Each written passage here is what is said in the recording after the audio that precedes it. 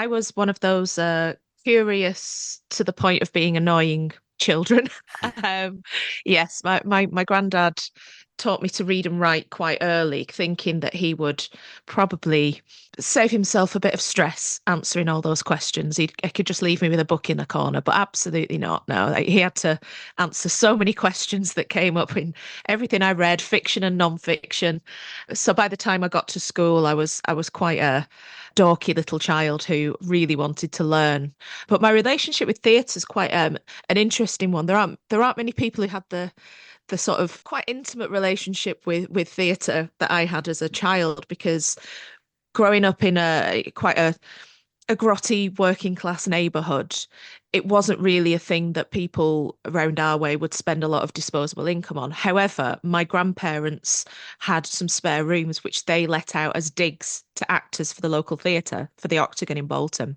So I was going to see theatre from a very tender age, like all kinds of drama, everything going on. So I think my first production I remember seeing was in 1988. I went to see The Comedy of Errors. So yes, I've always been very interested in theatre. It's always been sort of there as a part of the background of my life. For about 2 decades, there wasn't really a production at the Octagon that I didn't get to see, with school trips and free tickets from the actors and just a general curiosity. So yeah, it spurred me on to go and study theatre studies to A level and all that sort of stuff. So yeah, I've had quite a relationship with theatre without actually being a trained actor or working in the theatre. I once made a passing remark to my mum that I really enjoyed performing and maybe I'd consider going to drama school. And she thought I was making a joke, unfortunately, so she laughed.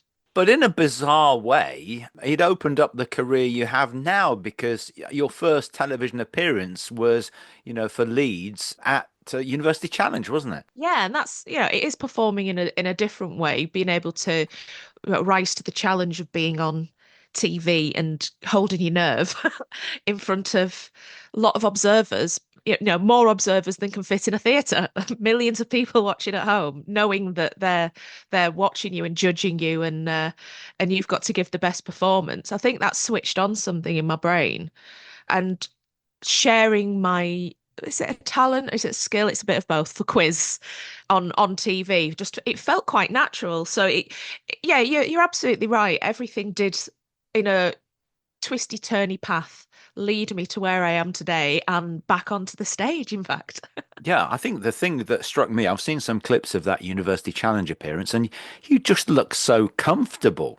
And I think the very first question you answer is a question that another team got wrong about golf. And I think your own admission at the time was you took a bit of a punt on that one. Yeah. It happened on instinct, really. It was almost like I was doing improv.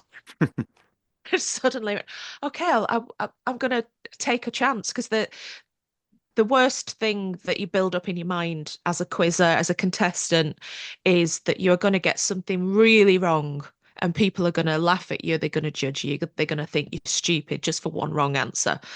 And so taking that risk and putting your head over the parapet and actually pressing that buzzer is a huge thing. So I was so proud of myself for going on my instinct and thinking, I don't know much about golf. I didn't at that point, but I did know about a young golfer who was coming through at quite a tender age called Justin Rose. So I pressed the button and answered that.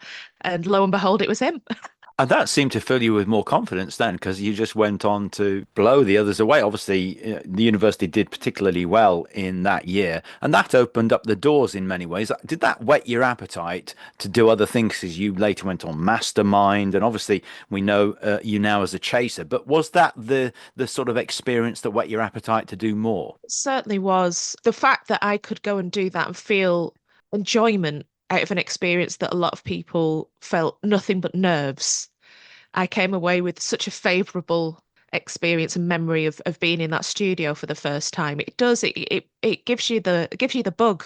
If you a lot of my friends from the quiz circuit will attest that once you've gone on to one show, you could think, oh, want to do that all over again. Oh, I really enjoy. I'll do better next time. And you apply for lots of other shows, and it's sort of a snowball effect. You can't stop yourself if you're that kind of combination of nerd and show off, which is what I am. You've obviously, over a period of time, built up a reputation from things like Mastermind, and of course, you went on 15 to 1, The Weakest Link, and you've written questions for others as well. For a while, I think you were a QI elf, but I think you have, correct me if I'm wrong, Anne Hegarty to thank for your role on The Chase, don't you? It was certainly Anne who put my name forward in the first instance when the producers started to cast around looking for people to audition to become a chase, and they were minded to look for someone who was possibly a few years younger than the others, and to hopefully find a female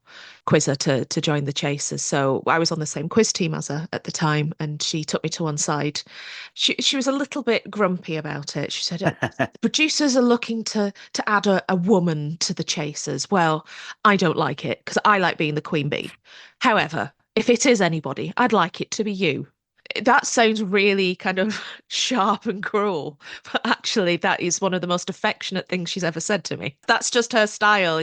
That she was very direct and very factual about it, Yeah. but also very sweet. That she genuinely was rooting for me all the way. Thank you so much for listening to this interview. If you enjoyed it, please click on the like button and ring that notification bell. And there are many, many more to listen to on this channel, so make sure you subscribe if you possibly can. Thank you.